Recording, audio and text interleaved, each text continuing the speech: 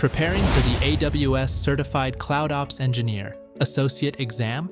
Here are 5 CloudOps scenarios that show up again and again on the actual exam, explained with real practice questions so you learn how to think like the exam. Scenario 1. Application errors even when EC2 status checks pass. Customers report intermittent 500 errors.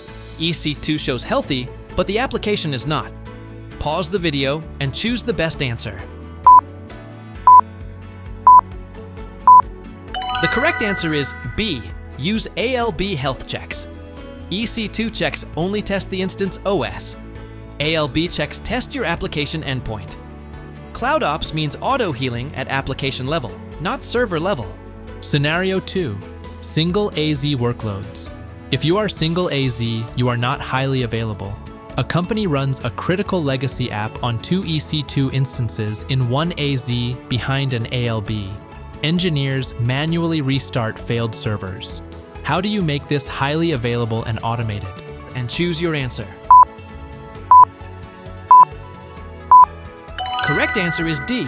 Multi-AZ autoscaling. Move to a multi-AZ autoscaling group for automatic replacement and HA. Manual restarts and single AZ setups fail availability goals. Scenario number 3.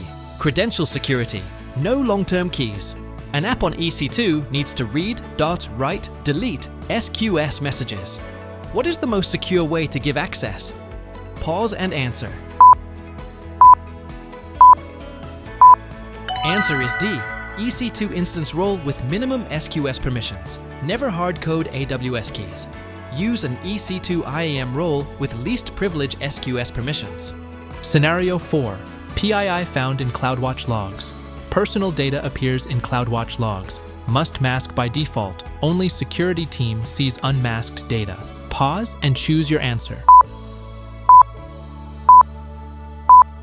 C. Data protection plus unmask permission. CloudWatch data protection masks PII on ingest. Only security can unmask. Other solutions add complexity or do not redact.